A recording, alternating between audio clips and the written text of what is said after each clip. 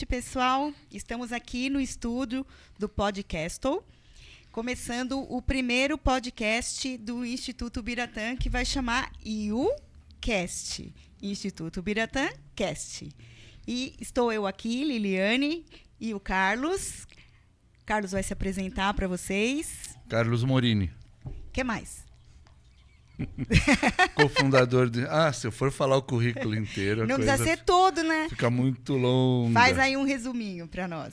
Bom, cofundador do Instituto Biratã, diretor técnico de todos os cursos de magia do Instituto Biratã, mestre em Ciências da Religião, bacharel em Educação Física, estudante de Fisioterapia. Tá bom? Tá ótimo.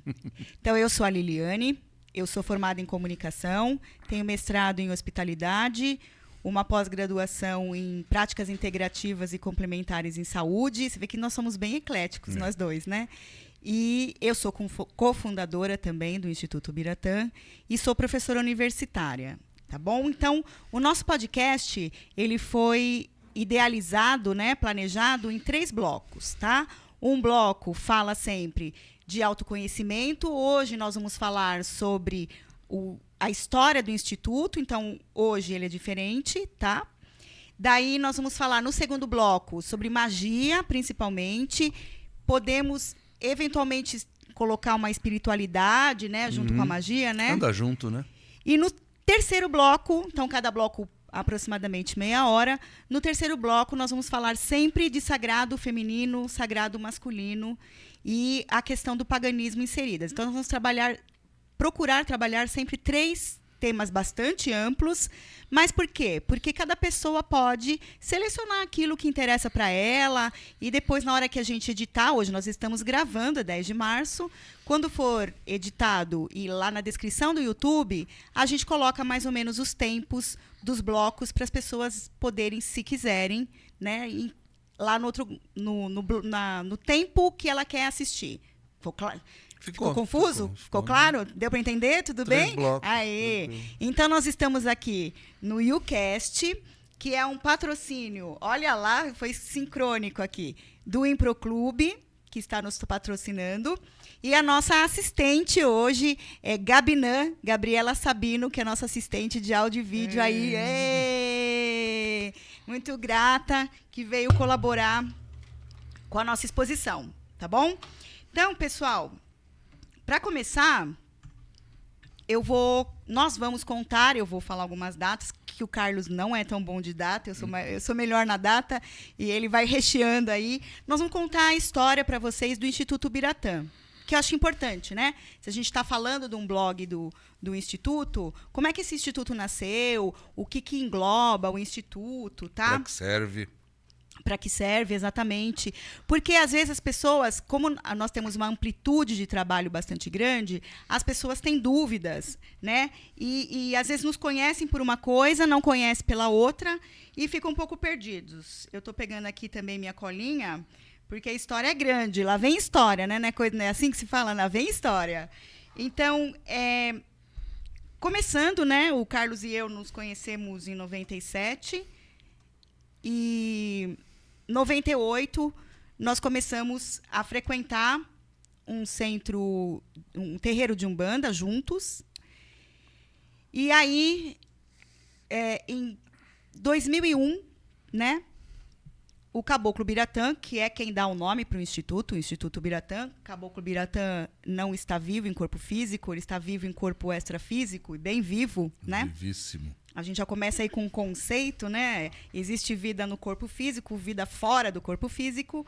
E aí o Caboclo Biratã, então, indicou que estava na hora da gente começar a trabalhar numa casa nossa, né? Os terreiros, de forma geral, são chamados de casa, tá, gente? E aí nós começamos no dia 9 de março de 2001.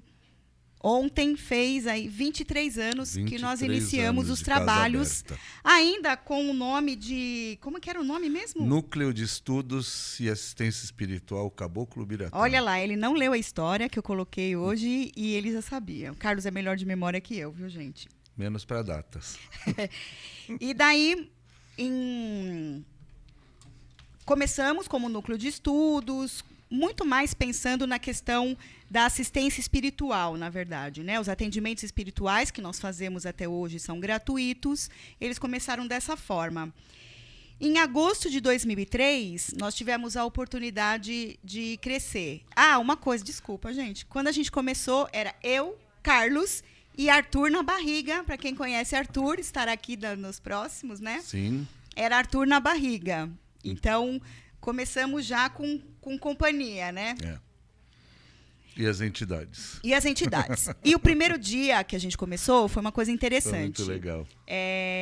Eu não sei se alguém já ouviu falar, né, que da primeira peça espírita que teve no Brasil, eu fui assistir com a minha mãe, nem conheci o Carlos ainda, e o Lúcio Mauro apresentou a peça, e era ator da peça, né?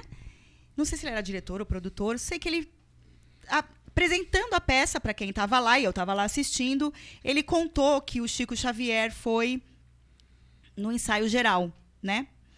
E ele perguntou para o Chico, falou, Chico, o que a gente faz, porque era a primeira peça espírita do Brasil, né? O que a gente faz se não tiver ninguém aqui assistindo? Aí o Chico falou assim, olha, para cada cadeira vazia, vai ter pelo menos 2 espíritos disputando para sentar. E o Lúcio Mauro contou isso e eu achei, ficou muito na minha cabeça, eu achei tão legal isso, sabe? Porque, às vezes, a gente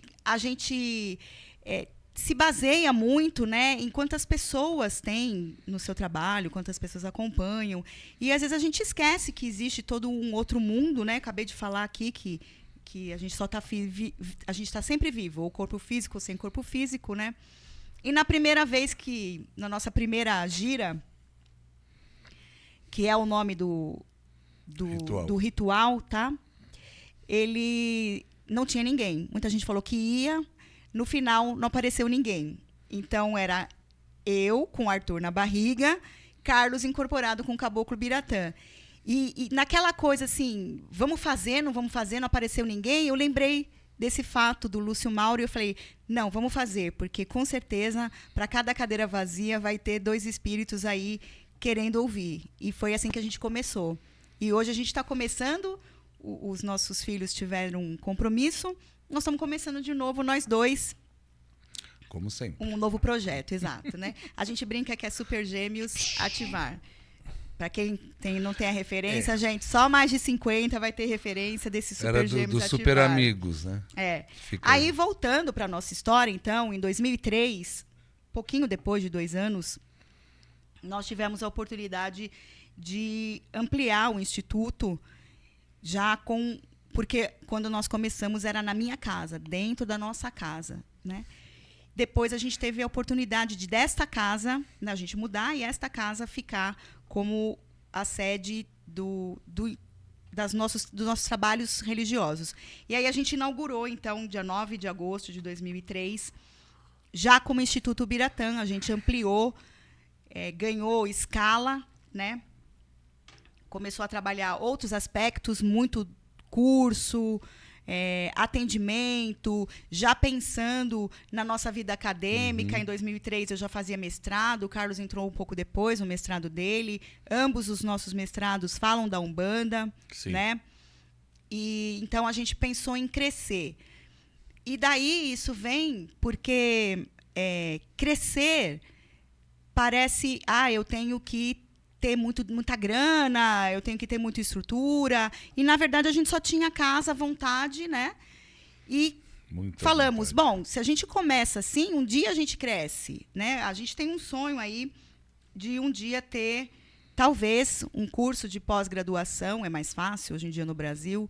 Talvez, quem sabe, um dia um curso de graduação, que é mais complexo. Eu que sou professora coordenadora de curso, sei como é que é ter um curso universitário, né? Mas a nossa ideia era crescer. Então, a gente começou pensando em ampliar, né, a atividade do Instituto, e aí passou a ser um Instituto Ubiratã. Quer falar alguma coisa sobre isso? Né? Porque é importante que nessa época já começamos a vocação do Instituto Ubiratã, que é uma escola de magia. Então, os nossos cursos já começaram muito focados nas diferentes formas de magia que a gente já praticava há muito tempo e que a gente traz, inclusive, de vidas passadas, além dos estudos dessa vida.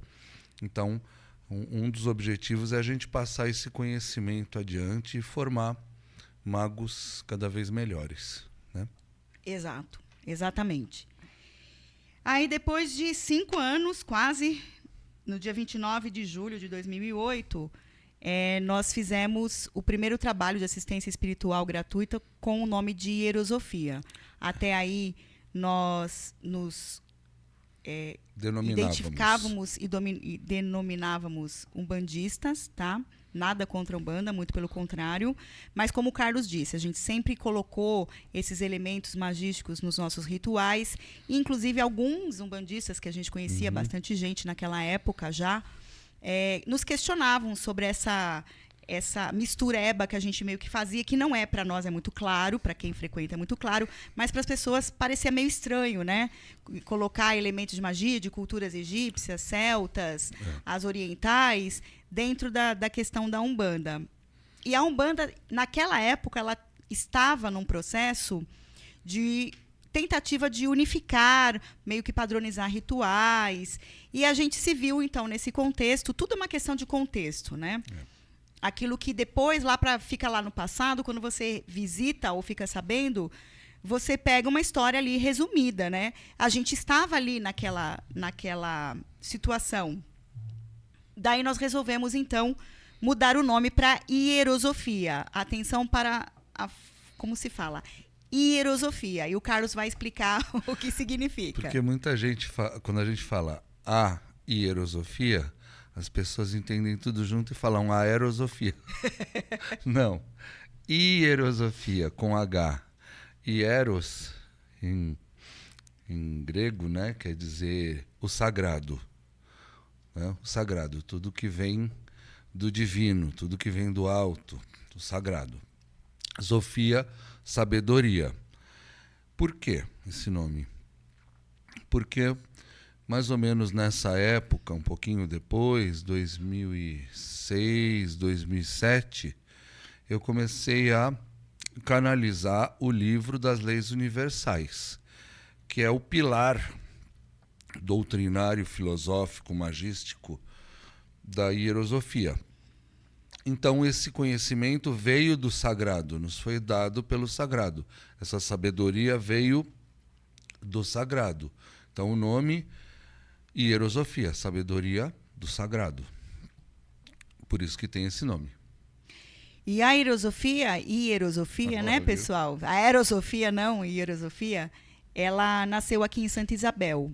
Nós estávamos em férias, a gente não morava em Santa Isabel ainda. Nós estávamos de férias em Santa Isabel, né? Final de julho. Foi quando a gente, assim, na semana, nós idealizamos e no dia 29 nós comunicamos, na sexta-feira, a gente sempre trabalhou aos sábados, né? A partir da criação do Instituto, nós comunicamos as pessoas do grupo, que já tinha um grupo expressivo, né? E começamos a trabalhar. E em 2010, comecinho de 2010, nós mudamos... Não, perdão. 2009, a gente mudou para Santa Isabel. Desculpa, gente. 2008 começou a Hierosofia, 2009 a gente mudou para Santa Isabel. A partir daí, a Hierosofia se estabelece aqui em Santa Isabel, lá no Instituto Biratã, tá? Tá claro para quem está ouvindo aí? Está tudo certo? Tá dando para entender? Eu sempre friso assim, para entender. O Instituto Biratã é uma escola, né? Mas a sede onde fica, que é aqui em Santa Isabel, né? É numa área de preservação ambiental e tudo. Então, lá é onde acontecem os atendimentos da nossa religião, que é Hierosofia. Então, elas estão juntas, mas são coisas distintas. Hierosofia é religião, Instituto Biratã é escola de magia.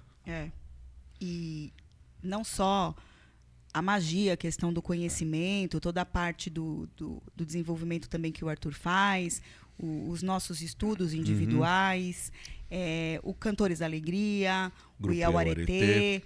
Então, praticamente, se eu fosse colocar num resumo, é uma cultura, né? Uma cultura que vem na base das crenças religiosas, mas que se amplia para também o corpo, né? Mente sã, o corpo são. Então, nós temos práticas também que trabalham outros aspectos, não exclusivamente os atendimentos religiosos, mas tudo é a hierosofia, tá? Tudo pertence ao Instituto Ubiratã. Em 2012, 14 de abril de 2012, então, nós começamos o Santuário do Paganismo. Por quê? Porque nós observamos que muitos lugares, muitos grupos, seja grupo religioso, grupo de Santo Daime, grupo de ayahuasca, grupo de druidas, né? Tinha muitos druidas. Vários grupos queriam espaços, precisam de espaço para fazer suas práticas religiosas na natureza. E os espaços não é tão fácil assim, né? Nem você chegar, nem estar lá e tudo mais. É complicado, às vezes, até pelo próprio preconceito que as pessoas têm. E daí, o santuário, que está na sede do Instituto Ubiratã, ele é um lugar onde os grupos podem utilizar o espaço agendado, né? A gente tem uma taxa de manutenção e etc. e tal, mas os grupos podem utilizar para realizar suas práticas religiosas, filosóficas. Nós já abrigamos até eventos dos druidas uma vez, né? Uhum. Lá podem fazer cursos, palestras. Então, a gente tem um espaço externo bem grande, né? Aproximadamente 6.000 metros. E temos algumas estruturas. Tem o fogo de chão, tem a pirâmide, tem cachoeira, tá? Floresta. E para que tudo isso, né? Qual que é a missão do Instituto Ubiratã? Por que isso aconteceu? O que o Instituto se pretende no mundo, né? Para que nós, então, passamos a dedicar grande parte da nossa vida para o Instituto Ubiratã? E só um adendo, assim, Carlos e eu temos uma vida profissional que não é a do Instituto Ubiratã, né? A gente não vive disso. A gente não vive do Instituto, pelo contrário. A gente investe. Então, qual que é a missão do nosso Instituto?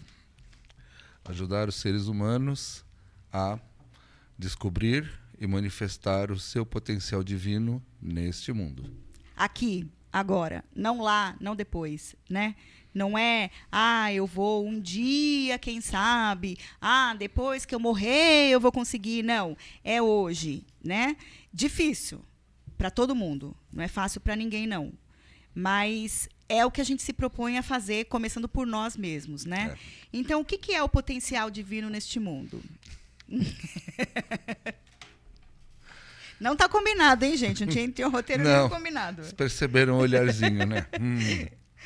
Então, o potencial divino são as ferramentas. Primeiro, não é um potencial divino, né? O potencial divino é um conjunto de ferramentas, de dons que o Criador nos dá para manifestar em cada vida. Em cada vida, a caixinha de ferramentas muda e é diferente, conforme a nossa missão, né? Nós acreditamos e ensinamos que todo ser humano é uma criatura única e insubstituível. E que, por ser único e insubstituível, a gente nasce também com uma missão única que só nós temos a capacidade de fazer aquilo da melhor forma. Se a gente não fizer, vai vir o reserva. Né? De alguma forma vai acontecer, mas não é o ideal. Né? O plano A sempre é você realizar aquilo. Então, o potencial divino é essa caixinha de ferramentas que todos nós nascemos com ela para executar essa missão. E todos esses potenciais divinos, eles têm uma marca, né? São coisas que a gente faz naturalmente, a pessoa gosta de fazer aquilo, faz melhor que os outros, né? Por exemplo, eu lembro quando eu comecei a trabalhar em academias, né, de natação, fiz faculdade de educação física, como eu já falei, eu gostava tanto, e gosto até hoje, tanto de dar aula de natação e hidroginástica que, quando me pagaram no fim do mês, eu falei, nossa, ainda me pagam para fazer isso. De tanto que eu gostava. Então, esse é um sinal claro de que eu estava na direção certa, manifestando um potencial divino, né? E as pessoas sempre gostaram muito das minhas aulas, porque eu faço isso muito bem e faço diferente dos outros, porque eu tenho essa vocação e esse dom. Então, um exemplo, né? Sim. E importante também falar que quando o conceito do seu potencial divino, você, né, a gente está falando sempre esse potencial em prol dos semelhantes, em prol do todo, né? E visando a conexão ou você se conectar ao sagrado. Então, o serviço ao sagrado. A gente não fala eu no sentido eu ego, né? Mas sempre todo o potencial divino, ele de alguma forma está ligado no servindo ao sagrado, ligado ao outro, né? Então, um professor, ele vai realizar o potencial divino dele ensinando as pessoas, né?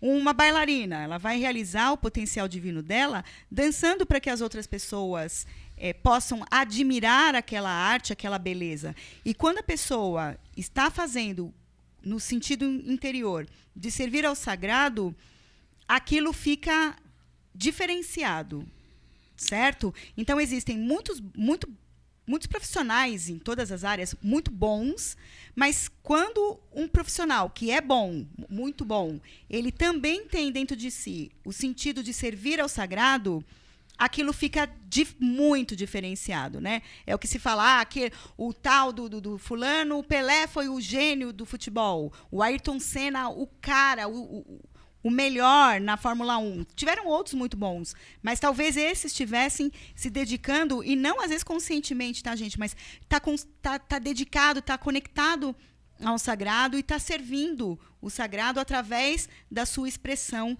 naquilo que a pessoa é boa, tá? E aí a gente também faz uma diferenciação que é muito boa, porque muitas vezes, como ambos, né, os supergêmeos, nós valorizamos muito o conhecimento formal, a leitura, o estudo e tudo mais. Muitas vezes as pessoas pensam que alcançar o seu potencial divino vem apenas pelo estudo, né, formal. E não é.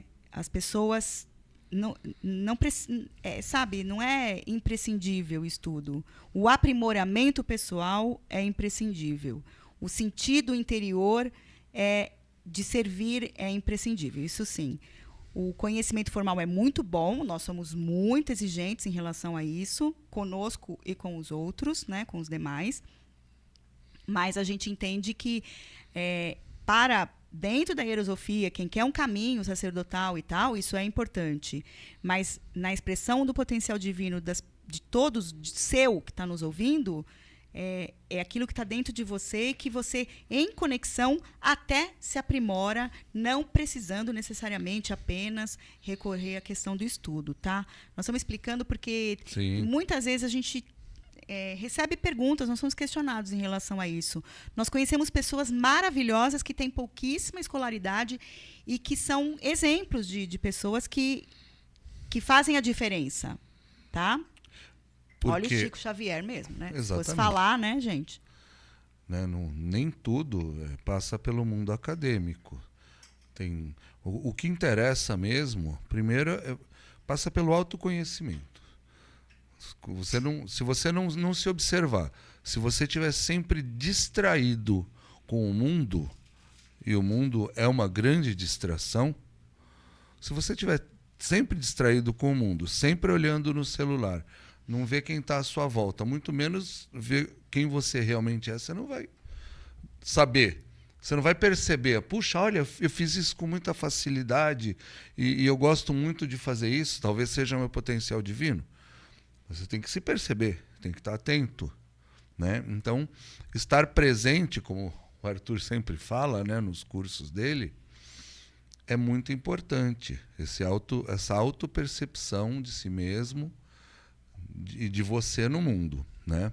Então, isso é um ponto super crucial até para você escolher. E aí tem coisas que precisam de mais estudo formal e coisas que envolvem menos estudo formal. Mas, de qualquer forma, haverá o quê? Uma dedicação. Haverá uma intenção de se aprimorar. E sendo o seu potencial divino, você vai se aprimorar, porque é apaixonante. O potencial divino sempre é apaixonante. A gente se apaixona por aquilo e quer fazer cada vez mais e melhor. E uma coisa, um conceito muito legal, em cima disso que a gente estava falando, de servir ao sagrado, que tem muita gente que, quando ouve a gente falar servir ao sagrado, pensa que assim, para servir o sagrado, eu tenho que virar monge, ficar dentro do mosteiro, rezando terço o tempo inteiro e fazendo jejum, né? E outras coisas mais. Então, não. Nada disso. No nosso conceito do sagrado, você serve ao sagrado de inúmeras formas. E a forma mais básica e mais importante é ser o melhor ser que você pode ser. Viver esse privilégio da vida, privilégio no bom sentido, tá? É saber, porque privilégio ficou uma palavra marcada, estigmatizada. Não, eu tô falando... Privilegiado parece ser aquele que é diferente dos outros, e tem no algo superior, que não né? deveria ter. Não, estou falando no melhor sentido possível. Nós somos muito abençoados, todos nós, por estarmos vivos, por termos saúde, nossos olhos enxergam. Eu estava vendo a série The Chosen, que eu já maratonei umas 3 vezes, eu assisto tudo de novo. De tão bom que é. Quem não assistiu, assista. E eu estava fazendo uma reflexão, né? Eu estava vendo Jesus restituir visão a um cego, depois restituiu a fala para um mudo, restituiu a audição para um surdo. E são grandes milagres, né? Mas a gente ganha isso todo dia, de graça. E a maioria nem agradece. Ele restaura o paralítico que não conseguia andar, todos nós estamos aqui andando. Entende? Quer dizer, então a gente deveria ser grato a isso, tudo, todos os dias. E a melhor forma de manifestar essa gratidão é sendo você mesmo. É sendo essa pessoa única que você é. Você tem que descobrir por que você é único, né, que é o seu potencial divino, e manifestar isso. E, na verdade, assim, isso eu acho que é um diferencial da hierosofia, porque quando você começa a manifestar seu potencial divino, primeiro, não é um sacrifício. Você tem que se dedicar, mas não é assim, sacrifício, sofrimento, privação. Não, é legal, é vibrante, é rico, é abundância, é tudo de bom assim. E você, quando você vai manifestando o seu potencial divino, você vai sentindo que você está se tornando uma pessoa melhor. Você fica mais forte interiormente, mais lúcido, melhora o humor, você começa a ver as pessoas de uma forma melhor. Então, tudo à sua volta começa a melhorar. E aí, nesse sentido, é que a gente pode relacionar com as palavras do Mestre Jesus, né? Quando fala sobre as coisas do mundo, né? Que ele fala, não andeis atrás do que haveis de beber, ou de comer, ou de vestir, né? Olhai os lírios do campo, olhai as aves do céu e tal. E ele complementa, buscai primeiro o reino de Deus, e tudo mais será dado por acréscimo. E é uma grande verdade. Quando você começa a buscar esse potencial divino, que é divino, né? Pegadinha. Potencial divino é divino. Então, ele te reconecta com o sagrado, com o seu eu superior e com o sagrado. E aí o sagrado vem e se manifesta também ao seu redor. Então tudo fica melhor. É um processo... natural. Ele é natural e é mágico ao mesmo tempo. E aí eu queria fazer uma explicação, né? Um adendo, que nós não estamos falando de potencial divino necessariamente ligados a uma profissão, tá? Sim. O potencial divino, no nosso caso, por exemplo, a gente não vive da hierosofia, nós temos, né, a nossa profissão separadamente, e não significa que meu potencial divino só vai estar manifestado dentro da minha profissão. Não. Tá? A profissão, muitas vezes, é algo que é a sua missão de vida também, naquela vida, mas, às vezes, não é exatamente o seu potencial divino nesse mundo, tá, gente? Tem muita gente que, por exemplo, é voluntário, tem muita gente que atende pessoas, tem muita gente que benze independentemente, tem gente que entende de ervas, tem gente que cozinha muito bem e faz alegria, né? Exerce o potencial divino nesse mundo, oferecendo alimento para a sua própria família, para as pessoas que estão em volta, cozinham para... Quanta gente trabalhar em atividades voluntárias de N maneiras, né? Então, isso muitas vezes, inclusive, às vezes, é o sinal do seu potencial divino, que não é aquilo da sua profissão, que é uma coisa mais formal, do seu conhecimento formal, daquilo que você estudou. Diferenciar as duas coisas, né? Sim, claro. Porque, às vezes, parece muito igual. E lembrar sempre, não é uma coisa só. Olha, no meu caso, eu comentei da parte de natação, atividades aquáticas, mas eu exerço o sacerdócio, né? Somos sacerdotes da nossa religião, que é a hierosofia. Sou médium, né? Sou cantor. Olha que loucura. E a gente vai descobrindo isso ao longo da vida também. Eu descobri esse aspecto de ser cantor com 49 anos, né? Ou 7 anos atrás. Então, e agora a gente faz esse trabalho voluntário, não vivo disso, nada, mas amo cantar. E aí nós temos o grupo Cantores da Alegria, que é uma extensão da hierosofia no mundo, para praticar a caridade e ajudar pessoas. Então a gente faz shows beneficentes e a gente arrecada mantimentos, alimentos para famílias carentes. Simples assim. Então, a gente tem um monte de dons, né? O Criador, ele é sempre muito generoso, né? A natureza é sempre abundante. Então, os dons também são muito generosos. Então, é só ir procurando dentro de si que você vai encontrar várias coisas aí legais. Às vezes vai estar relacionado com a profissão, às vezes não. Né? Muito bom. Então, agora, nosso bloco acabou, que é para a gente ficar com gostinho de quero mais. Na próxima semana a gente vai falar de outro assunto. Hoje a ideia era apresentar o Instituto Biratã e a hierosofia. Então, para intervalo entre um assunto e outro, não ficar com aquela coisa, vamos trocar de ideia, o Carlos trouxe aí uma dica de livro para quem quer ler, quer aprender, não sobre hierosofia, tá, gente? Mas é uma dica de livro que a gente... Fantástico. Que a gente ama. Dá para ver bem na câmera? Quer que eu aproxime mais? Então, este livro, A Senhora de Avalon, é de uma autora fantástica, maravilhosa, chamada Marion Zimmer Bradley. Tá? E é um livro assim que traz muito, muito conhecimento sobre magia, sobre a cultura celta, sobre o que era esse polo maravilhoso de conhecimento sobre magia e religião, sobre o sagrado masculino, sobre o sagrado feminino, sobre paganismo.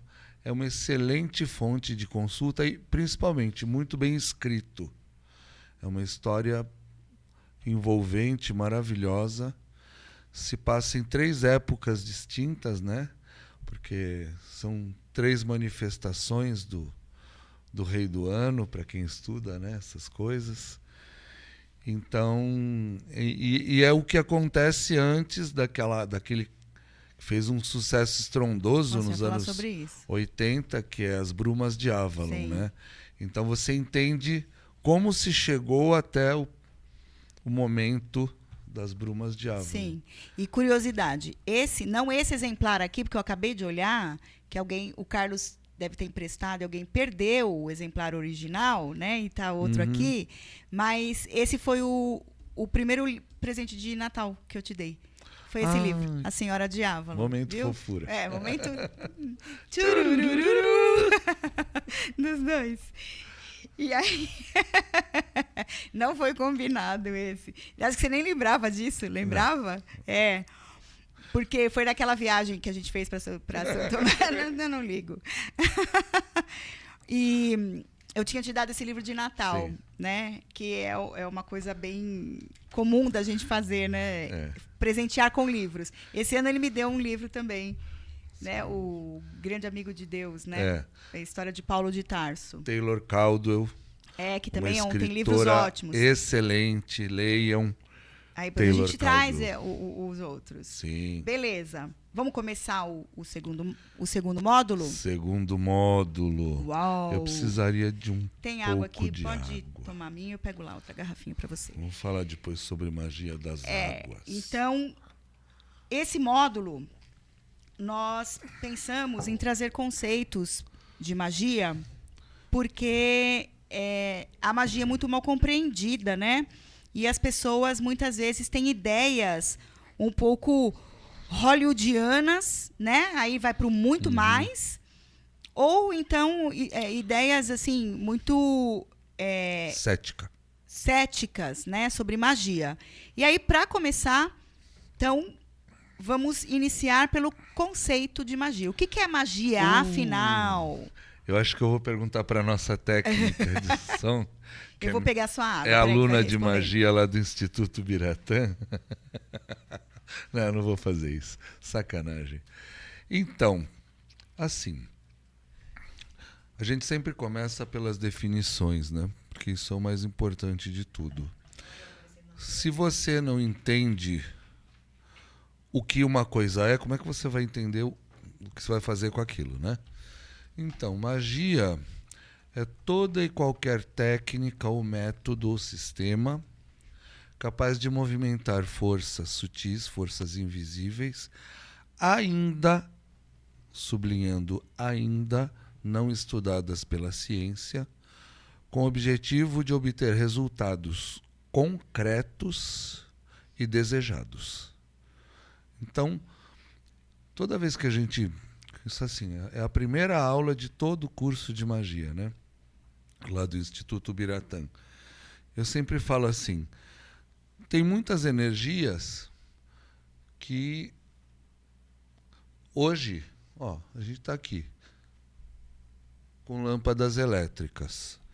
Antes de Benjamin Franklin entender como é que funciona a eletricidade, qualquer um de nós que chegasse, vamos supor, abre aqui o portal do tempo e eu pego todo esse equipamento elétrico aqui, com os geradores e tal, e vou para 500 anos atrás. Obviamente eu ia parar numa fogueira, como bruxo, porque há 500 anos atrás a eletricidade era uma forma de energia que era conhecida nos raios, mas não era estudada pela ciência. Mesma coisa se a gente falar sobre radioatividade, por exemplo, antes de Madame Curie, né, estudar como funcionava. Então, se qualquer um de nós fosse com um minério de césio ou de urânio e usasse isso para destruir ou para curar, tanto faz, a gente também ia ser queimado como bruxo. Porque antes radioatividade não tinha sido estudada pela ciência. Então, é tudo uma questão da gente conhecer e saber utilizar. Agora, como a magia é muito mais antiga que a ciência, ela já vem usando tudo isso há zilhões de anos antes. Zilhões, modo de dizer, né? Por favor. É licença poética. Não é acadêmica. Antes da ciência, certo? Então, mesmo hoje em dia, por exemplo, Vou dar 2 exemplos que eu, aliás, falei no excelente curso de magia dos metais que começou na quinta-feira passada. Ainda dá tempo de pegar, quem for assistir esse vídeo. Calma que daqui a pouco você vem com o comercial. Né? Ainda dá tempo porque as aulas são gravadas. Mas 2 exemplos. Eu falei aqui no podcast também, no Podcastle. Energia orgone. Né? William Reich, no início dos anos 40, 50 do século passado, começou a estudar, construiu um monte de aparelhos que curava inúmeras doenças. Ele tinha aparelhos na época que ele conseguia produzir chuva em lugares secos. E o sistema, obviamente, muito descontente com isso, porque curar doenças com uma energia que está aí na atmosfera é muito ruim para o establishment, né? Quem ganha bilhões e bilhões de dólares com a indústria da farmacêutica. Então botaram ele na cadeia e ele morreu na cadeia. No entanto, qualquer um de nós... Eu usava isso, eu era professor de ciências de 2013 a 2017. Fundamental 2, olha que beleza. Adorei. Muito bom. E aí os meus aluninhos faziam cachorgone com lata de panetone, aquela lata, né, metálica, revestida com jornal. Eles mesmos faziam cachorgone. Qualquer um, como eu sempre falo, não acredite em mim, faça o teste. Então você faz uma massa de pão, divide em 2, a mesma massa, divide. Metade você põe dentro da cachorgone e metade você deixa fora da cachorgone. E observa o resultado. A que está na cachorgone vai crescer o triplo na metade do tempo e vai ficar com sabor muito melhor. Porque a energia orgone, que é a energia vital, é a energia prânica que vem do Sol e é captada pelo acumulador orgone, ela vai favorecer a fermentação da massa. Aquele fermento vivo que está ali vai ficar mais forte, vai se reproduzir mais e vai fazer uma fermentação melhor. Simples assim. Agora, isso está em algum livro acadêmico? Não. Porque não deixam a gente publicar essas coisas. Então, ainda está no campo da magia. Só que é uma magia que qualquer um consegue fazer na sua cozinha. Tá? Não percam um excelente curso de tecnomagia no Instituto Biratã. Calma, senão você vai confundir a cabeça das pessoas. Eu faço isso. Então vamos voltar, tá? Então, assim, por exemplo, coisas muito simples que a gente conhece, né? O passe espírita, jurei messiânico, o próprio reiki, são formas de trabalhar energias que estão disponíveis por aí e que produzem efeito, sim. Muita gente é curada e até, entre aspas, considera-se determinados milagres utilizando essa energia. Outra energia das plantas, né? Então, as pessoas antigas... o benzimento, esqueci de falar do benzimento, né? As plantas têm eficiência. Hoje em dia, nós temos a aromaterapia, que trabalha princípios ativos, mas não tem como extrair o óleo essencial de todo tipo de planta, né? Então, a aromaterapia é um pouco mais ali estudada nos princípios, mas existem muitas plantas que não foram estudadas e que dão resultado, né? Tem até questões assim de muito simples, de plantas que nascem na rua, né? E que são... E tem uma coisa interessante, nós temos um livro, A Magia das Plantas, sim, que ele fala que aquilo que nasce espontâneo no seu quintal, no seu jardim, sim, geralmente é uma planta que cura, e você talvez não saiba, que curam doenças que existem na sua casa, tá? E podem perceber que, às vezes, nasce determinada planta, depois não nasce mais espontânea, aí nasce de novo, sim, né? Então, quebra-pedra é uma planta que eu acho muito simbólica. Às vezes a gente procura em casa, não tem. Aí eu já tive cólica renal 2 vezes, né? O Carlos uma vez estava com um incômodo nos rins. Aí vai procurar, tem o quebra-pedra. Fora disso, às vezes vai procurar, não tem quebra-pedra, né? Então, também elas nascem conforme... É uma conexão, né? A gente está falando aqui como exemplo. toda uma coisa só. Fala. Aquela planta que nasceu perto... Assim, tem a janela do nosso quarto e atrás, na parte de fora, eu fiz uma pracinha com os bancos e um laguinho no meio, artificial, com uma fonte e tal. E perto dessa fonte, aquela planta que nasceu no barranquinho, chama-se gervão. E ela apareceu lá espontaneamente, num período que eu estava com a vida muito atribulada, né? Muito compromisso, muito estresse, né? Das atividades todas, da faculdade inclusive. E o gervão, que nunca tinha aparecido lá, o chá dele é perfeito e maravilhoso para insônia e ansiedade, essas coisas. Então, isso é uma realidade. E a gente também não pode esquecer do campo energético das plantas. Não é só através de chá ou de tintura, né? A propriedade energética das plantas, elas têm esse campo de energia ao seu redor, né? E essa energia ela pode ser, inclusive, transferida para a água, porque a água é um receptor fantástico de energia. Então, quando você faz um banho e toma o banho, não tem só questões químicas ali, tem questões energéticas muito intensas. E antes era mais usado, né? Hoje em dia as pessoas acabaram esquecendo essas propriedades, né?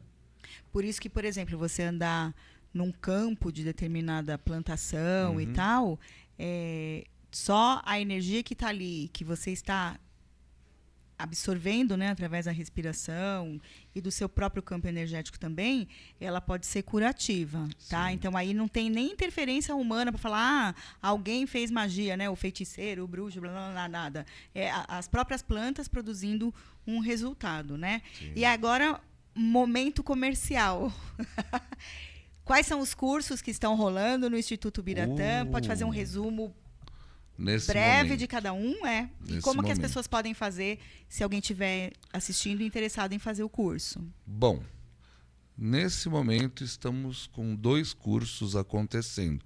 A primeira aula foi semana passada. Como eu já falei, as aulas são gravadas e ficam disponíveis para os alunos. Então, mesmo quem perdeu, não assistiu a aula da semana passada, pode começar. Mas, vamos lá. O curso de quarta-feira. Que horário? Do meio-dia às 2 da tarde. Das 12 às 14. Isso.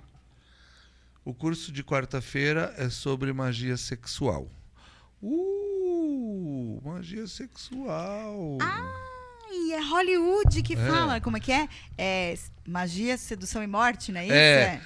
Sexo, sedução e morte. Sexo, sedução e morte. Sempre assim. Não, calma, nada disso. Né?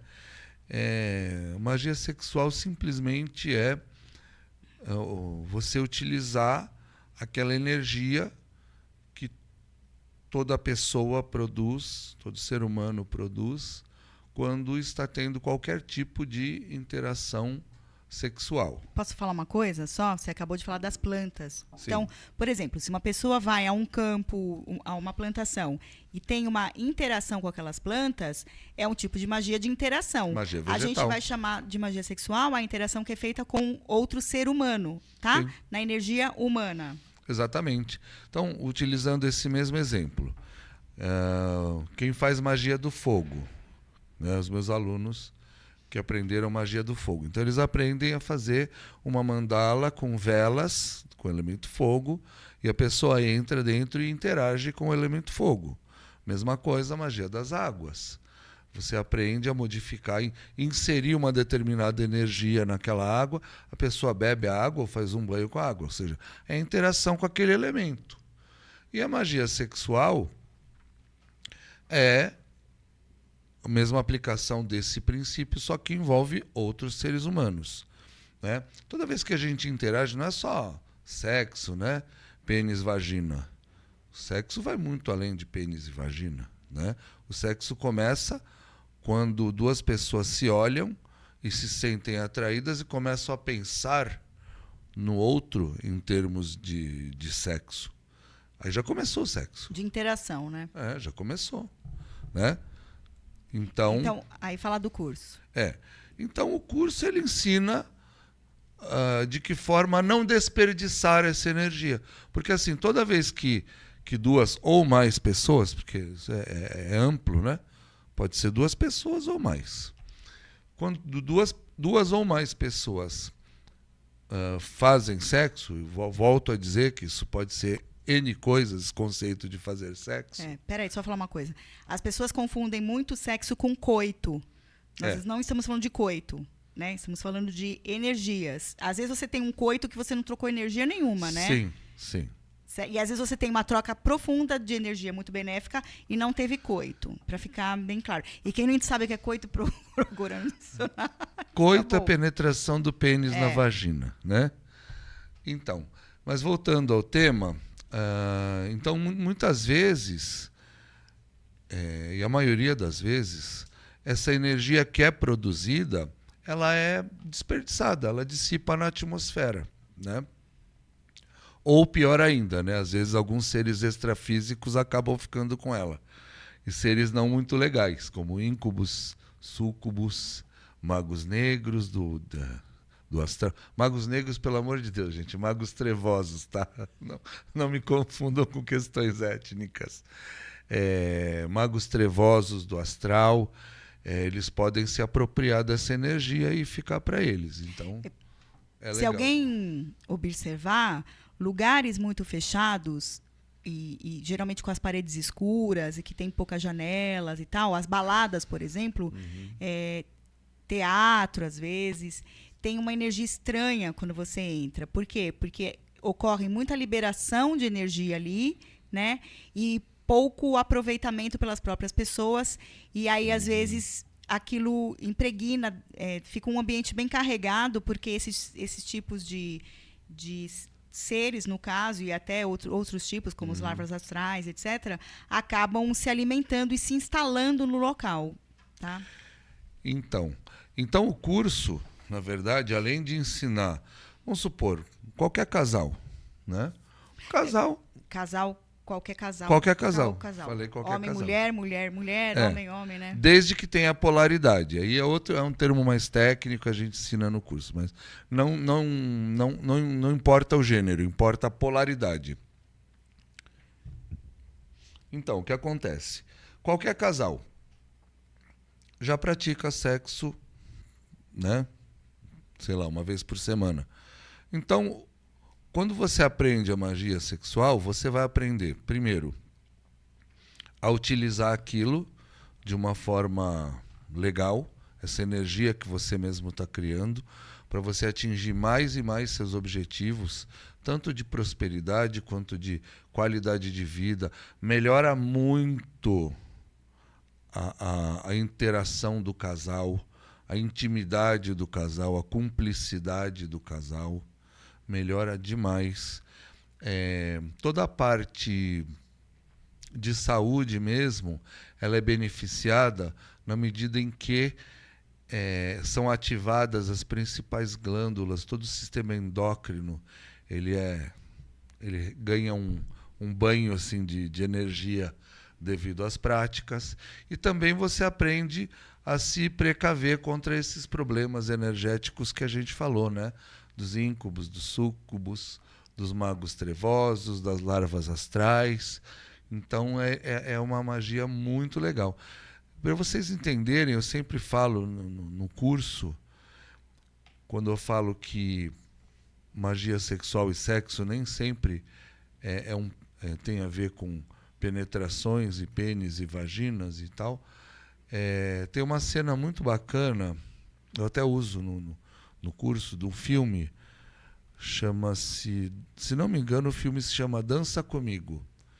Então tem uma cena da Jennifer Lopez com o Richard Gere, que ele faz o papel, o personagem.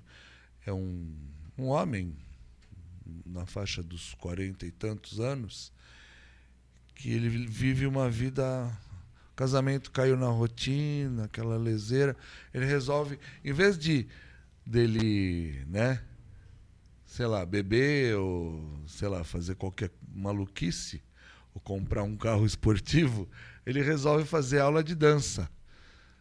E aí tem essa professora, que é a Jennifer Lopez, e ela tem essa cena dela com ele, em que eles têm uma dança, só eles dois na sala, e é uma dança tão intensa, e eles conseguem estabelecer uma intimidade, uma força, uma energia, de um entrar no outro e sentir o outro e perceber o outro, que eu uso esse trecho do filme justamente para ilustrar. Ali, por exemplo, eles poderiam ter feito a magia sexual só com aquela dança. Porque, como ela falou, essa dança, por exemplo, produziu muito mais faísca, muito mais energia do que muita penetração de pênis e vagina. Então não tem a ver com... necessariamente. Né, com os órgãos genitais, necessariamente. E aí, se você quiser saber mais, você pode se inscrever ainda no curso. Ainda pode dá tempo. entrar no Instagram do Instituto Biratã, @Instituto Biratã, e manda um direct lá para saber. E tem outro curso rolando. Tem. Qual que é? Magia dos metais. Eita, outra totalmente diferente do primeiro tema. Claro. Vai lá. Resumidamente, o que você vai abordar? Magia dos metais é o uso das propriedades energéticas e curativas e magísticas dos metais. Eu tenho... Cara, é um outro universo. Para começar, você vai aprender os metais que te ligam, te conectam aos 7 planetas alquímicos, né? Tem todo um estudo feito, né, através da alquimia. Então tem os 7 planetas, e esses planetas estão associados a 7 metais, e cada metal traz um tipo de energia específico para a sua vida, que pode ser usado em cada momento ou em cada necessidade da sua vida. Então vamos dar um exemplo. Se você busca mais vitalidade, se você quer ficar com, né, mais carisma, ideias brilhantes, o que você vai usar? O elemento ouro, que está associado ao planeta alquímico Sol. Estou falando do planeta alquímico porque o Sol é uma estrela, então não é acadêmico, né? É alquimia. Então o Sol traz essas características de vitalidade, de carisma, bom humor, combate depressão. Maravilhoso, se você souber usar, né? Se por outro lado você quer começar uma nova etapa na sua vida, você quer começar uma empresa, você quer mudar de emprego, você vai participar de um campeonato de artes marciais ou de esporte, você precisa de qual elemento? Ferro, está associado ao planeta Marte. Combatividade, ousadia e assim por diante.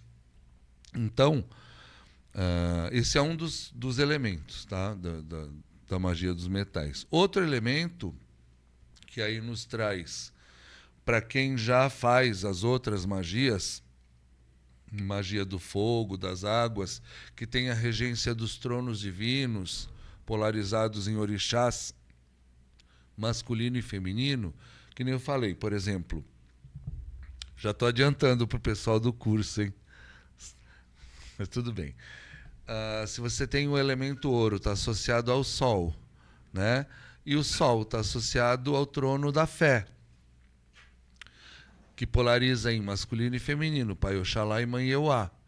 Então você já tem uma chave para você associar numa mandala de fogo em qualquer trabalho onde vão entrar a regência dos 7 tronos divinos, você poder utilizar a magia dos metais associando e dando cada vez maiores probabilidades, mais poder, mais substância na sua mandala. Então, esse é outro fundamento. E aí vou perguntar uma coisa, então. Talvez fique meio óbvio, mas não tão óbvio explicitamente. Daria para associar, então, a magia dos metais com a própria questão da magia sexual, né? Ih, olha aí, hein? Sim, claro, com certeza. Óbvio, né? É óbvio, né, gente? É só para deixar mais assim. Porque às vezes a pessoa fala, uma coisa não tem a ver com a outra. Na verdade, todos os assuntos são uma coisa só. Mas é que a gente, academicamente, didaticamente, mais próprio falar didaticamente. Sim. Didaticamente, a gente divide os elementos ou os assuntos, porque senão fica tudo muito confuso, né? Então, a gente organiza o pensamento dividindo em magias. Mas, para quem compreende, tudo é uma coisa só, né? Tudo se trata de uma coisa só, que é o mundo físico e extrafísico ao seu redor, e você, enquanto também um ser espiritual, fisicamente atuante, né? Porque você tem corpo físico, você vai atuar de forma física. Sim. Tudo bem? As coisas se interconectam o tempo inteiro. Então, por exemplo, quem fez o curso de magia vegetal já sabe que tem determinadas ervas que você pode fazer poções que vão aumentar a sua voltagem na hora da interação sexual, então vai produzir um sexo de melhor qualidade e mais energia. Os alunos de magia vegetal também saberão fazer, por exemplo, uma defumação naquele ambiente que vai proteger o ambiente de visitas indesejadas extrafísicas e vai trazer um ambiente mais propício para aquela energia que você quer produzir. Quem fez o curso de magia do ar vai saber que tem um tipo de música específica para também trazer os melhores resultados. Tudo compondo como auxílio. No né? caso do que ela perguntou, da magia dos metais, por exemplo, para você concentrar, armazenar ou direcionar a energia que você está produzindo, você pode usar ferramentas de metal e de cristal. Então, como a gente fala, a magia ela é um todo e a gente separa para fins didáticos. Sim. Porque, e depois vai né, é conhecimento cumulativo, não é conhecimento compartamentalizado, né? Fechei essa gavetinha, agora vou aprender outra magia. Uma coisa combina, está em conexão com a outra. Sim? Maravilha. Olha, você não acredita, mas acabaram os 2 blocos já. É mesmo? Juro. Mais de 1 hora aqui, 1h02 Uau. falando. Então, vamos para o nosso intervalo, para o terceiro bloco, na dica de filme. A dica de filme. Olha, esse filme ele deve ter, acho que mais de 10 anos, mas é muito bom.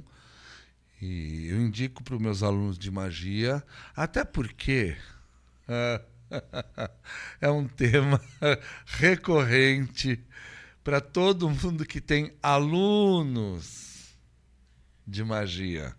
É que eu olhei para minha aluna ali, que não está aparecendo na câmera, ela está se escondendo ali.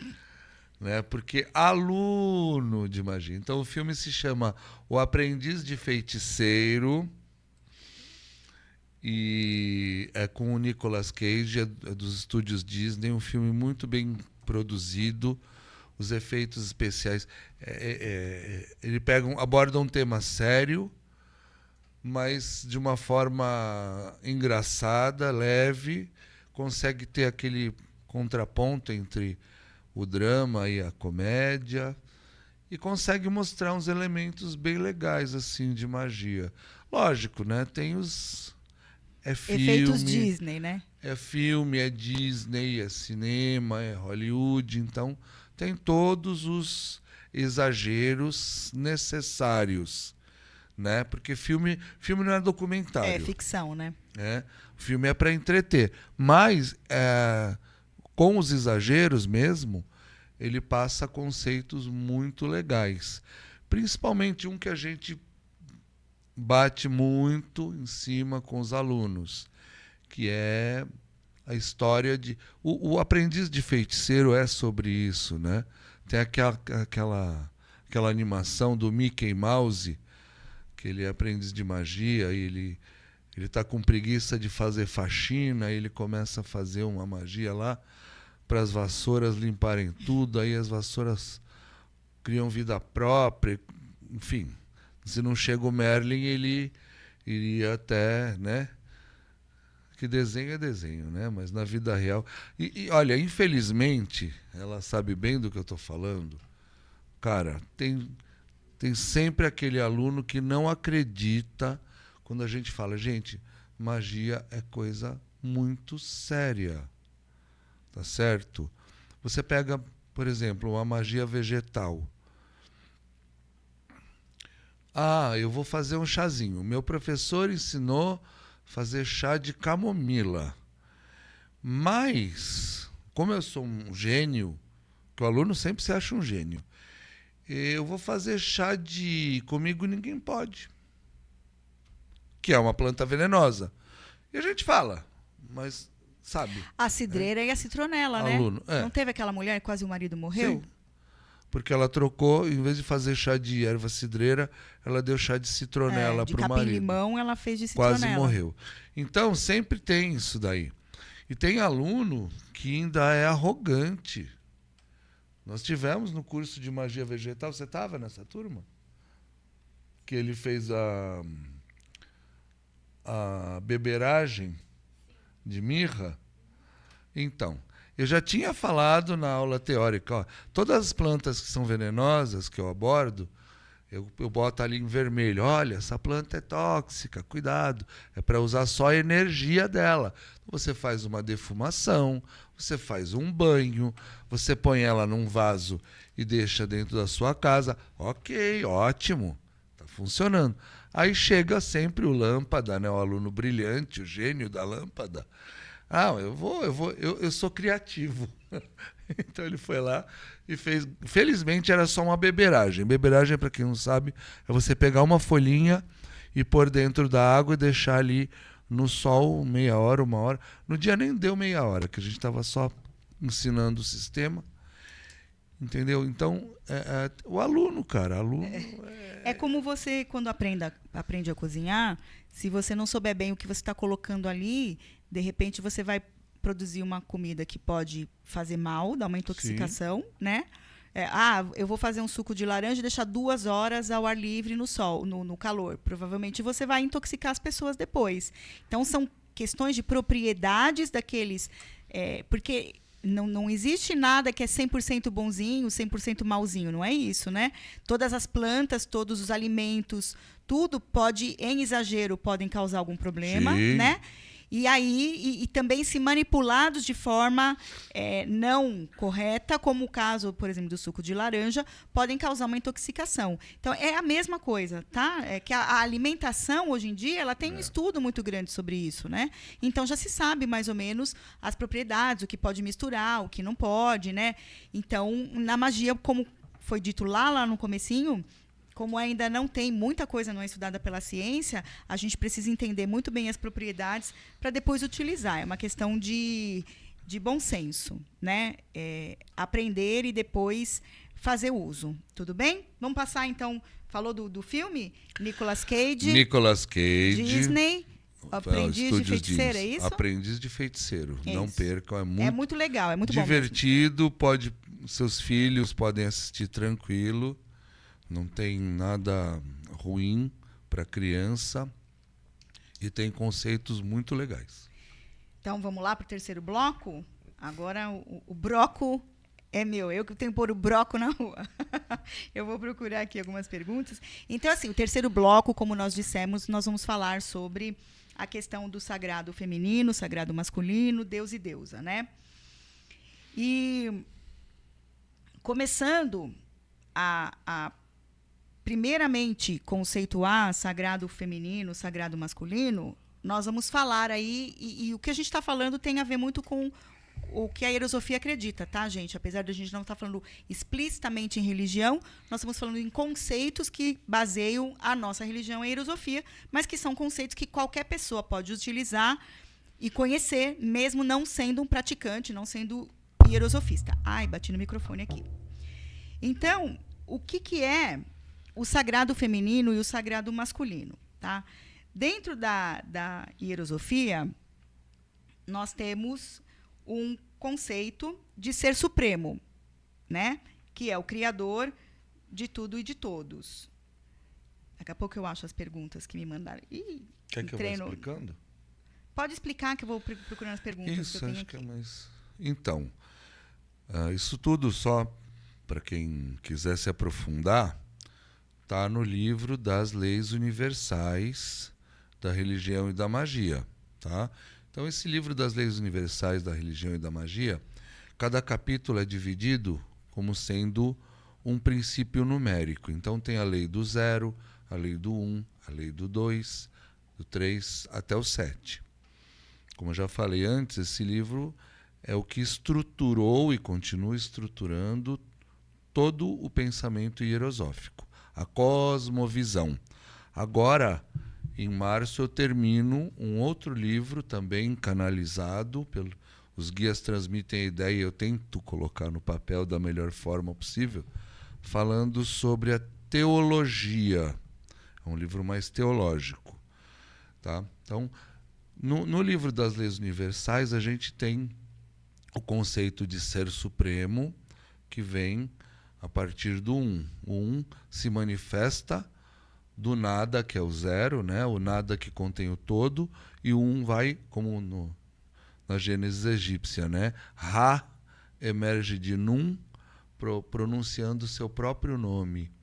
Então, esse 1 é o ser supremo, que os hindus chamam de Brahman, os egípcios chamam de Ra, né?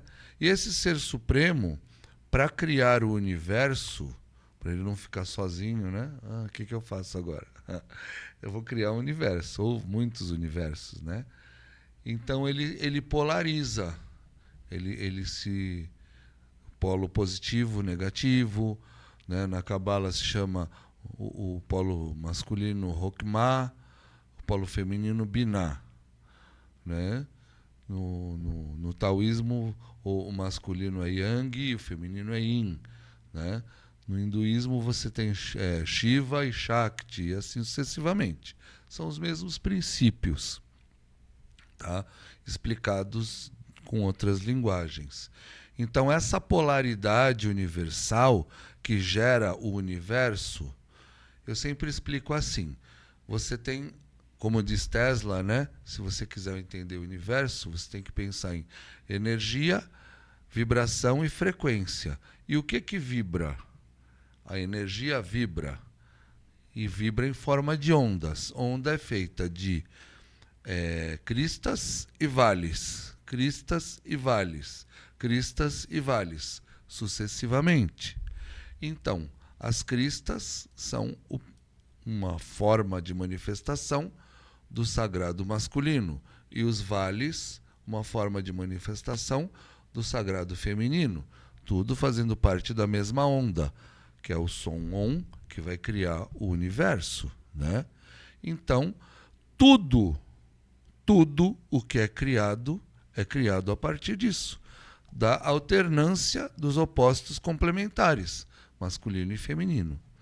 Então, agora eu devolvo a palavra para a suma sacerdotisa para ela falar sobre isso na manifestação, né? Então, pessoal, eu não gosto muito de títulos. Então, vamos lá.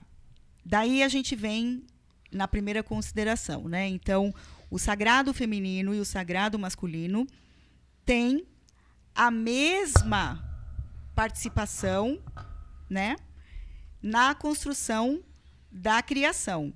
Então, o ser supremo, para criar, e aí pelos motivos que a gente não consegue alcançar, porque somos criaturas, né? A criatura nunca entende o Criador. Então, o Ser Supremo polariza, não é que ele se polariza, ele polariza de si duas energias que vão construir um mundo material e não material que nós conhecemos, mas é todo mundo manifesto, né? Então, quando nós falamos, temos corpo físico e extrafísico, o corpo extrafísico, ele tem uma existência, né? Então, ele também é, de alguma forma, matéria, tem né? até Ele peso, né? Exatamente. Está manifesto na criação. A alma pesa 21 gramas, para quem não sabe. 19 a 21, né? Então, a minha que deve ser uns 25. O da Gabi é 15, né? Então, o que acontece com isso? Todas as criaturas manifestas, tudo que é manifesto, tudo que é manifesto, não só criatura vivente, né? Pedras, os cristais têm polaridade, a água, tudo tem polaridade, tá?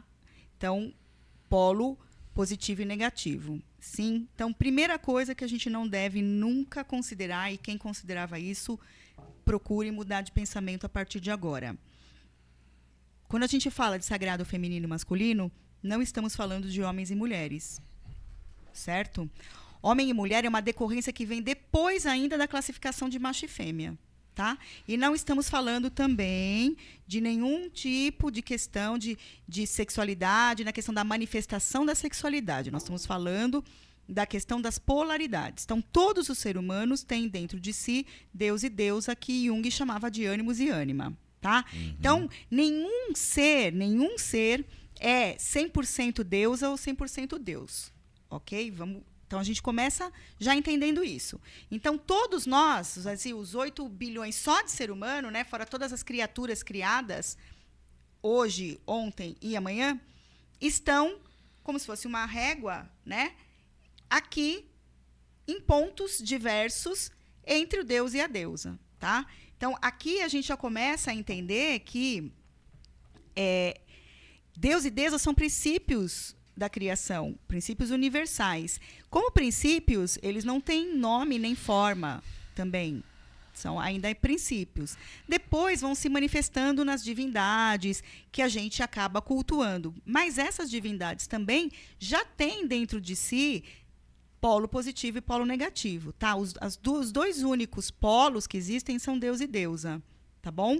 Ou sagrado feminino e sagrado masculino. É a mesma coisa. Você pode falar de um ou falar de outro, tá? Para nós, aqui na hierosofia, o símbolo, quem simboliza o Deus é o Sol. Não é que o Deus está no Sol, tá? Ele simboliza, é símbolo, por causa das estações do ano. Os machos, vou falar de macho de forma geral, vou evitar falar de ser humano, né? Os machos, eles são muito... Eles têm uma...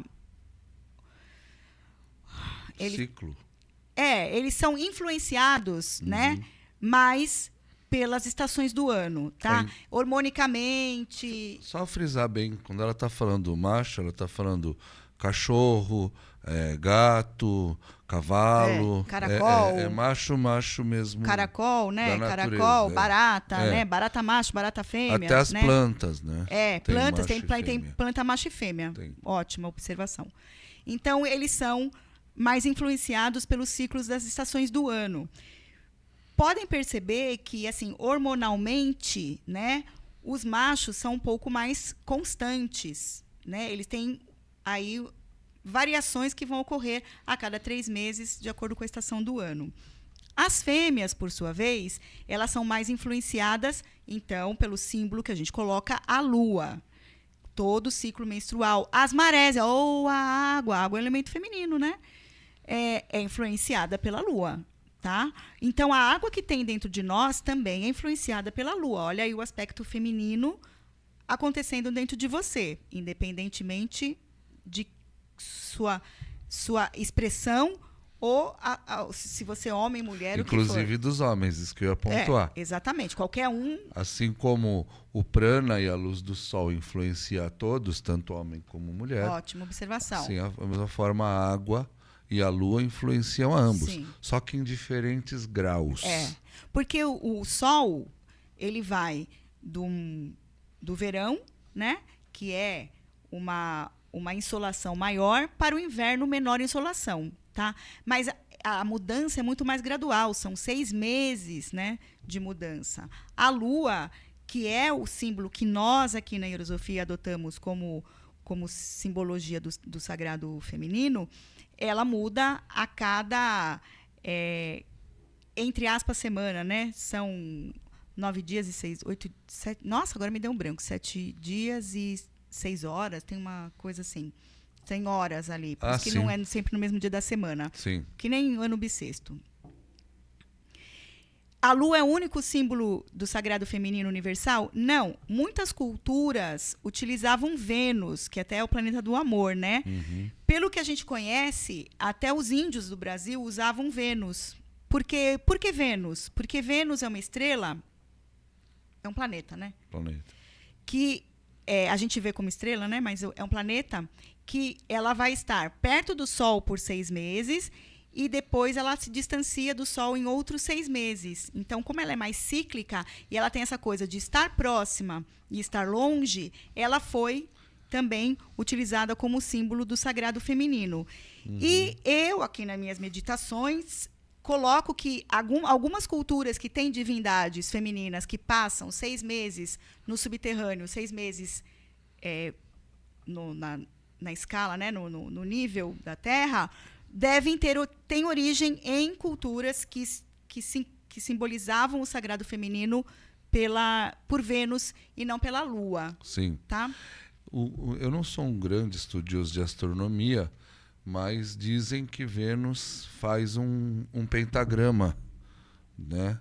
Devido aos movimentos astronômicos, ela desenha um pentagrama no céu. Por isso que tem esse símbolo. E por isso que Mãe Iemanjá, por exemplo, aliás, como símbolo da mãe, né? Aqui é uma combinação perfeita do sagrado feminino com o sagrado masculino. Temos o símbolo de Vênus, ou do sagrado feminino ao centro, e a espada simbolizando o sagrado masculino. Muito bom, muito bom. Então aí... Nossa, 1h21, estamos encerrando. Então aí nós temos, gente, a base para... através da qual a gente pode, inclusive, fazer uma conexão com o Criador, né? Porque quando a gente... E tem a ver com magia sexual, tudo isso que foi falado, até as plantas e tudo mais. Sim.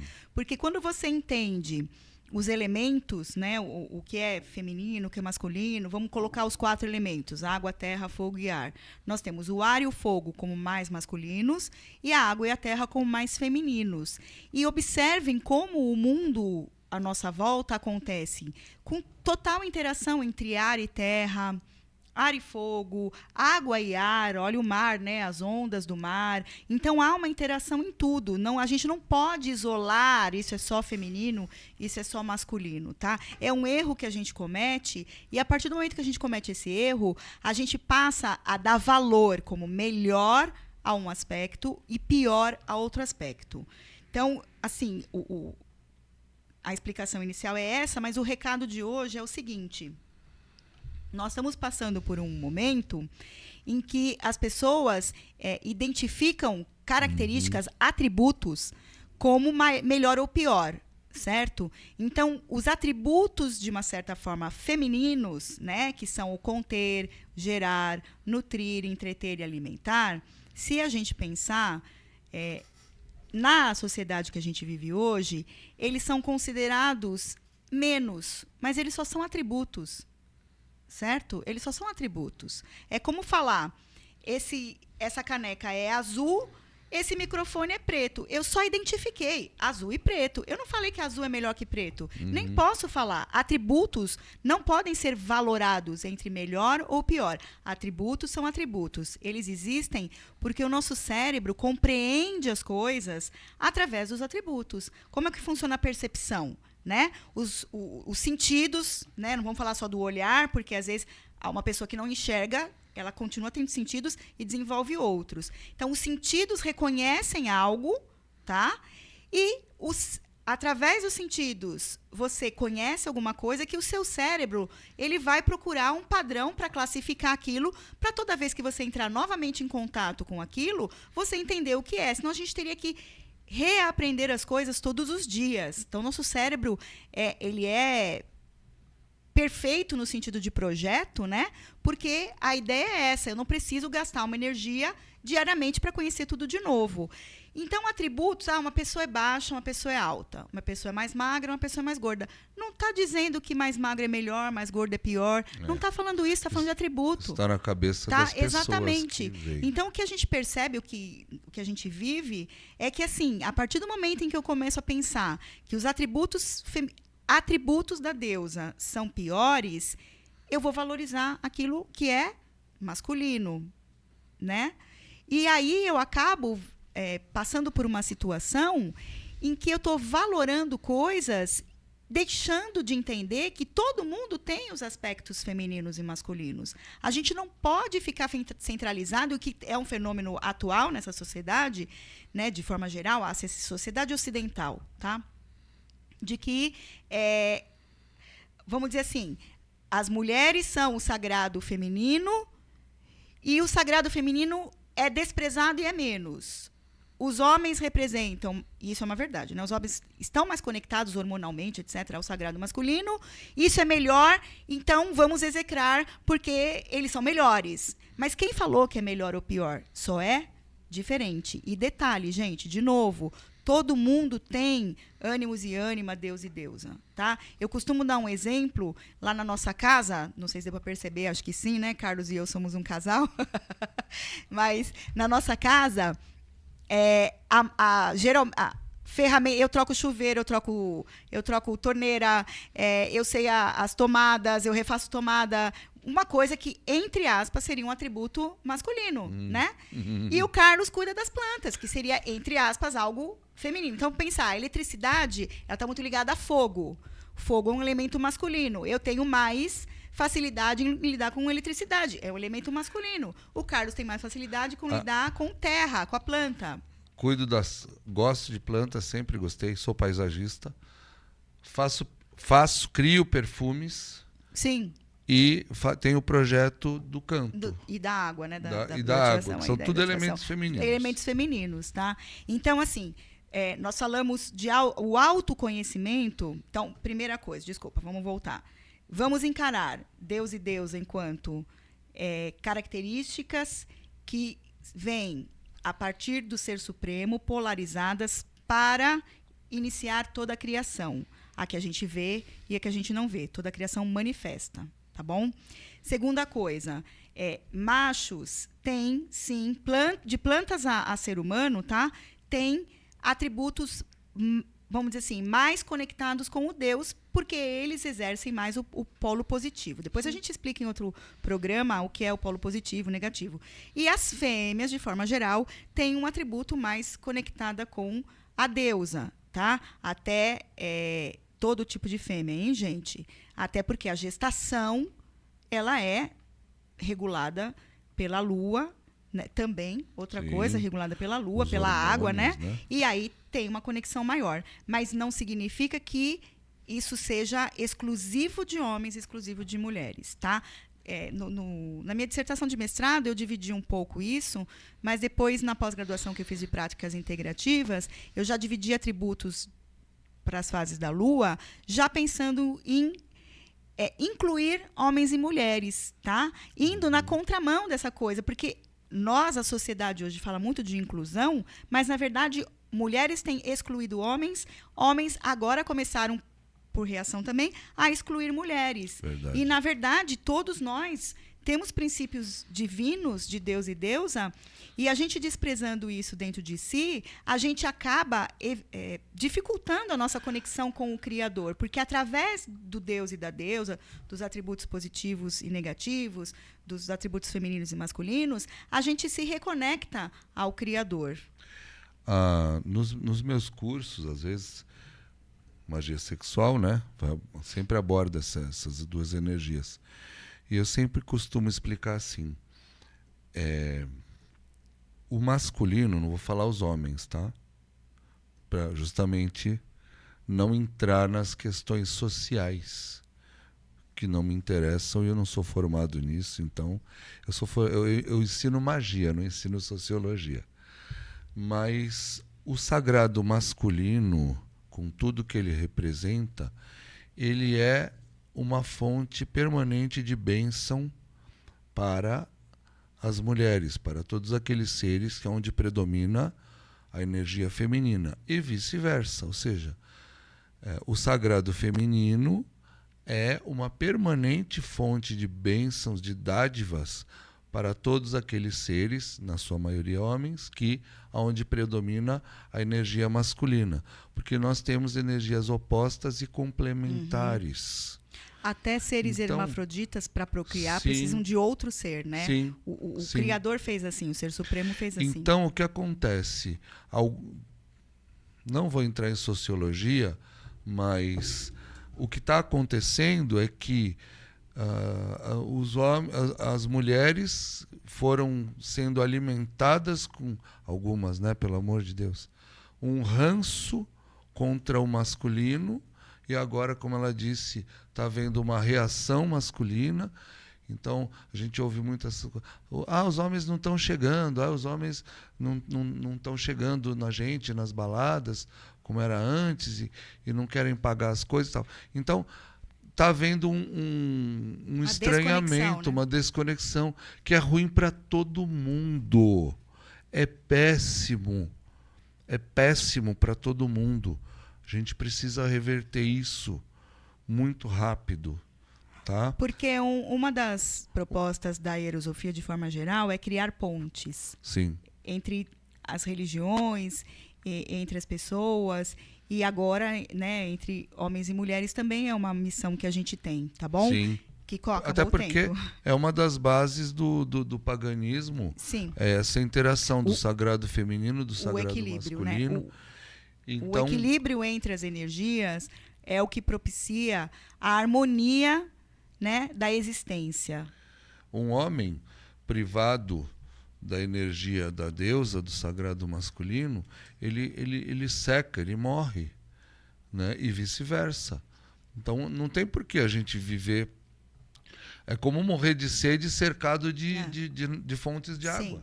Mas a primeira coisa é dentro de você mesmo também. Você harmonizar essas duas energias dentro de você mesmo, porque não adianta querer harmonizar fora se dentro não está harmônico. Ok? Então, fica para isso. Para hoje, nós temos a receita rapidinho, que a gente já passou tempo. Fica aí a... Reflexão. Fica a reflexão. Então, todo podcast a gente vai dar uma dica para uma vida melhor. Eu ia chamar de dica de magia, mas ela não deixou que eu falasse dica de magia. Né? Meu lado ia manjar. Então, a dica de magia. A receita da semana, o dica a receita da semana. Gente. Banho e chá de manjericão. Tem gente que só usa manjericão, lindo, só em cima da pizza. Não, tá? O chá de manjericão, ele é maravilhoso para gripes, para curar, né? Gripes, resfriados, bronquite. Ele melhora a digestão, ele é anti-inflamatório de uma forma geral. Ele melhora muito, naturalmente, questões envolvidas com hipertensão arterial, ansiedade, depressão, insônia. Previne aterosclerose, que são aquelas placas, né, de gordura que ficam nas paredes dos vasos sanguíneos. E do ponto de vista energético, ele é maravilhoso, não só o chá, mas também o banho. Então faz aquele panelaço assim, por infusão, ou seja, espera a água ferver, joga o manjericão, desliga o fogo e tampa. Então você tomando o banho de manjericão, pode jogar no ori, seja de que orixá você for, se nunca ouviu falar de orixá também, pode jogar no ori. Ele aumenta a sua conexão com a espiritualidade, aumenta a sua fé, né?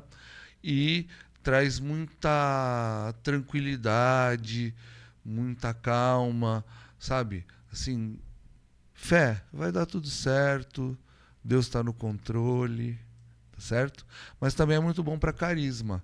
Então, se você vai fazer uma palestra, uma coisa assim... Carisma. É um dom de Pai Oxalá também. Muito bom. Então, banho de manjericão aí, povo. Gente, vamos agradecer novamente, né? O Improclube, toda vez que eu falo, hein, Michele? Aparece Improclube aqui.